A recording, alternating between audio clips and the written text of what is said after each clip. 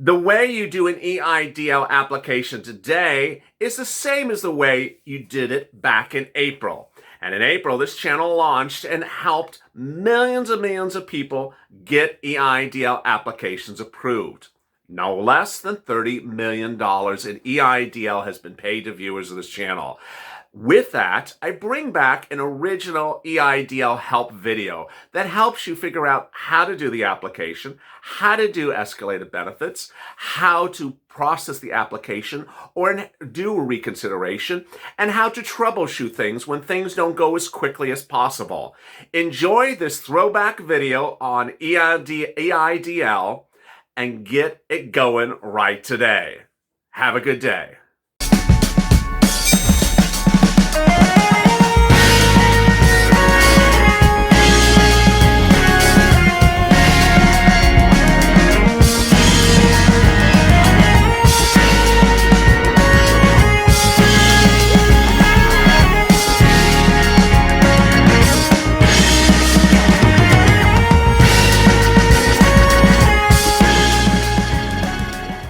We're only about 3,000 more subscribers to 130,000 subs.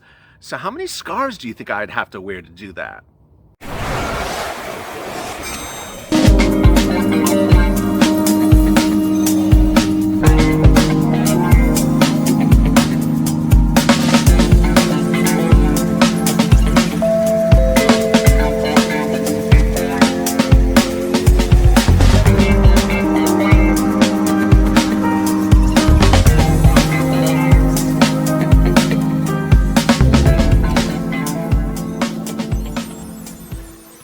Hey everybody, this is LALATE. Hope your evenings are great. This is Evenings LALATE, our 1-hour programming block that starts every night at 6:45 p.m. Pacific Standard Time, that starts with the check and continues to the loan.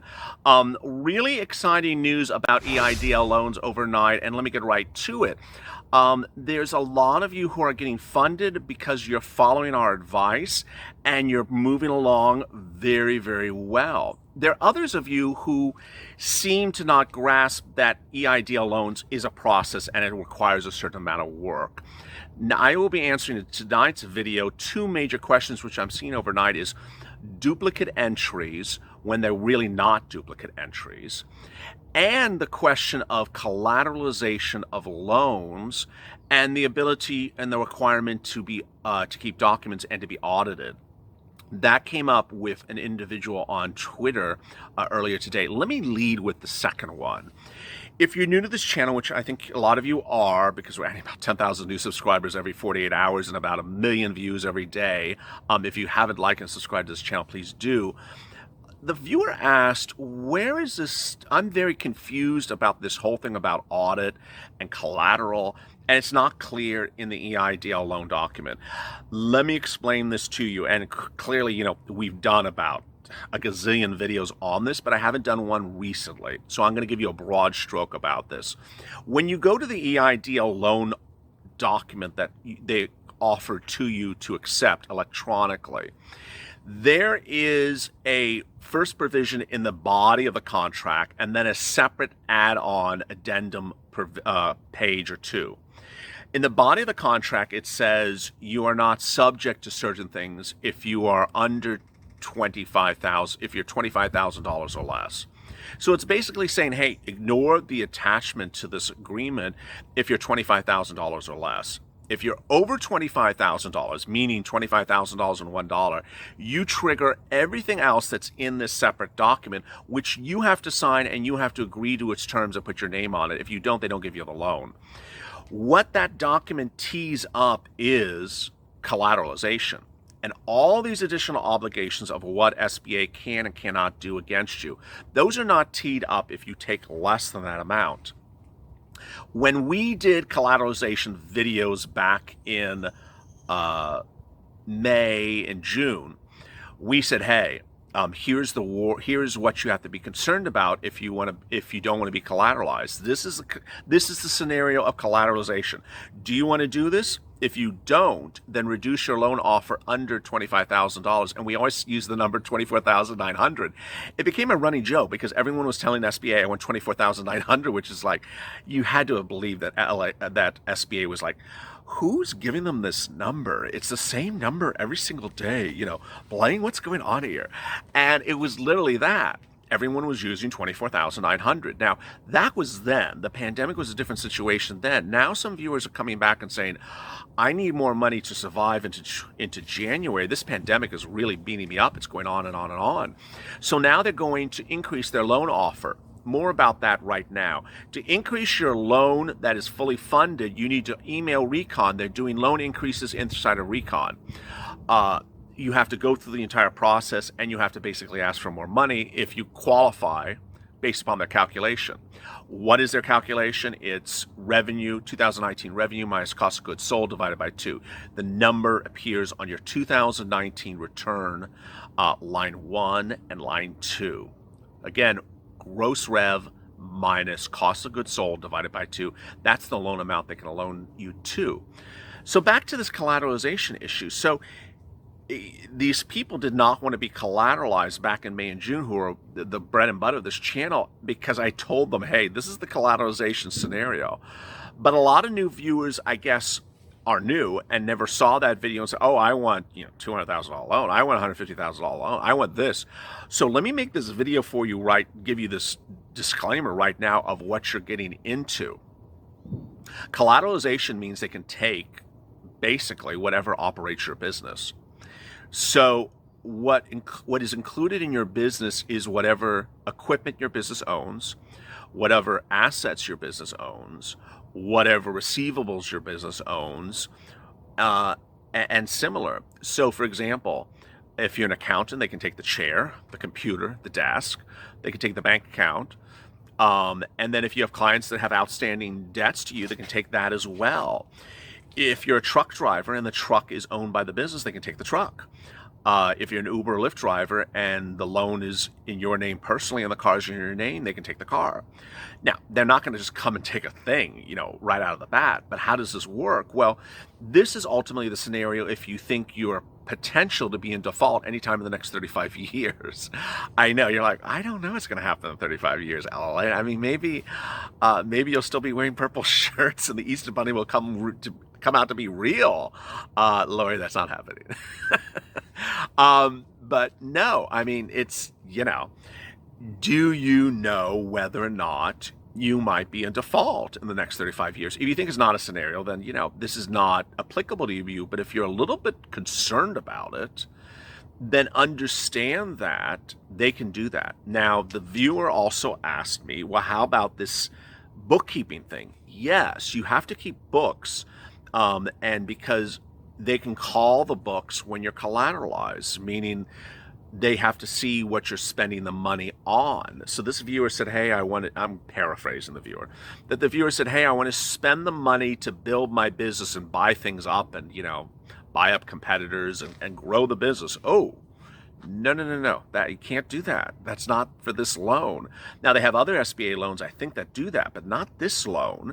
So if you do that, and then they audit you and they see they spent the money on it, what they can do is call the loan, which means, let's say you have $100,000 left on the loan. They'll say, knock, knock, pay us $100,000 within 5 days or 10 days or whatever, whatever time frame they say.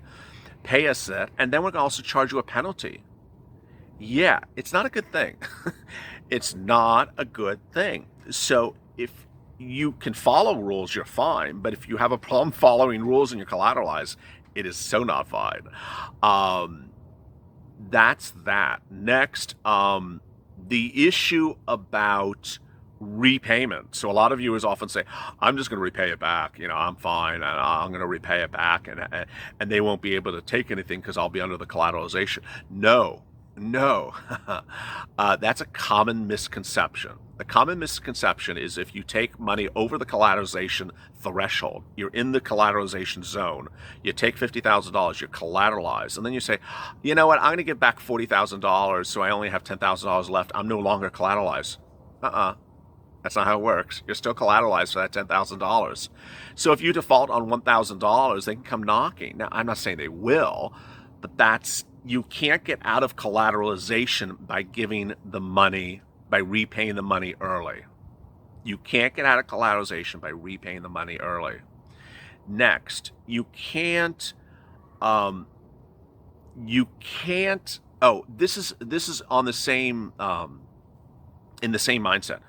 If you have the money now, you have a $50,000 loan, for example. You have the $50,000 in your bank account. You're watching this video, you're like, damn it, like, honey, we have a problem. We gotta get this money back. I don't want to be collateralized. I'm watching this kid LALATE. I don't want to be collateralized. And then you're like, I have an idea. Let's just give back half of the money, and then we're under the collateralization. We just got the money like yesterday. We're fine. No, you're not fine. That's not how it works. You can't like literally give the money back to be out of collateralization, you can't, even if you've not got to the money and you've signed the contract. Let's say you sign a contract for $50,000, you haven't gotten the money. You can't like say, let's just change the number. Let's drop it. There's a lot of things that I've seen with EIDL and SBA and Javita and her scars over all these months, which is all 3 months. It seems like it's 20 years now, but it's 3 months. That is one that I've never, ever seen approved. So, if I've never seen it approved, and after thousands and thousands of comments, I don't know, it could be like 800,000 comments, because it's like, 1,000 comments a day times 90 days. That's a lot of comments. I've never heard a viewer get it done. It has always been denied. To ask for a loan to be decreased after it's funded. You cannot decrease a loan after it's funded. You can decrease a loan before you accept it. Can you decrease a loan after you accept it but before it's funded? I have also seen a flat no to that as well. So a lot of, a lot of like, oh, damn, what am I going to do here? Yes, if you don't like this whole collateralization theory situation, think about what you're involving yourself with. Ultimately, it's your decision. Ultimately, you know whether you can make the payments. Ultimately, you know whether or not there's anything that they can take that's really you worry about. If there's nothing, you worry about, they can take the damn chair. Go take my damn chair. I don't care about my chair. Honey, can they take our chair? Do you really care about that chair? No, just take the darn chair. Then you don't need to worry about it. But if you're a truck driver and you got a $200,000 18-wheeler, I don't know how much 18-wheelers cost. I'm just saying that is maybe they're $250 million. I don't know how much an 18-wheeler is, and that's part of the company that owns the loan. Boy, you better pay that loan. Better not miss payments, because there are lending agencies. A lending agency, they deal with people all the time that default on loans, and I got to tell you, I got to warn you, there's a lot of people who have gotten this EIDL loan, maybe some people that should not have gotten it, and I fully expect in a year from now we're going to hear news stories about SBA suing this person, SBA suing those people, of people who aren't making payments on their loans, that just sort of took the money and ran for it. So don't be surprised if SBA is not teeing up to deal with people who don't pay loans. There you go. What else? Next, hustling. It's so important to understand that if you have the following situation, you've been told by SBA that you have duplicate applications. You don't have duplicate applications. They're different businesses. They messed up the EINs. They messed up the social security numbers. It's important to know that you have to hustle. And I got to tell you, I saw it in the comments yesterday, and someone like resonated what I said to them. This channel was based upon hustlers who got through very, very bad times, got out of vortexes by hustling based upon my motivation, my inspiration, and my guidance and my information to them. No one got to where they are today winning by doing nothing. And so a lot of the newer viewers think that they can literally do nothing and just write an email and a magic wand is going to wave across them and they're going to get a nice fat loan. It's not going to happen, because ultimately SBA, while streamlined better, their computer systems are better, the funding is done faster, everything is done faster. There are situations in which you're going to get stuck. Your application is going to get stuck, not you, but your application is going to get stuck. And when those situations happen, You can't just assume it's so simple that you just write an email. I got to tell you, this channel launched on April 25th or April 26th, and one of my kindest, nicest viewers is a Indian restaurant in Las Vegas. I detailed them twice this weekend. They got their loan approved this week. You know when they apply for their loan? Take a guess. No, not April, not May, not June. Mid-March. They have been with me. Well, their fight to get their loan pre-exists this channel. They have been fighting to get their loan, going through hoops and hurdles since mid-March. They have done everything they were supposed to do, and they finally got out on the end. That's struggle, and it takes a struggle to get a loan approved sometimes. So a lot of you are like, I wrote an email, the person responded back to me and didn't give me a loan. Well, you need to do a little bit more. Ultimately, doing more is getting in the private. It's in the description of the video below. Going into the private, you'll get an invite to go to the private. When you get that invite, it'll send you a link to an Instagram page to read. Please read that Instagram page that you were sent the link from so you understand how this all works before just thinking things are just magic wands, because there is no magic wand. Ultimately, you need to work for things. And if you do, you'll get exactly what you want. Your business will be on the other side. You'll get fully funded. You'll get exactly what you need, exactly how you want it, and when you want it, and you'll be very, very, very happy. There's nothing more than I feel inherent and clear in my existence is when people are happy that they got their loan and it's exactly what their business needed. I can literally feel their energy of excitement. And that's what you have to really aspire for. And you can do it. Join me tomorrow morning at 8:30 a.m. Pacific Standard Time for Mornings LA Late. Boy, great weekend. As always, stay informed, stay I almost said stay smoking. Stay smoking hot. The Easter Bunny loves you. And stay of LA for more.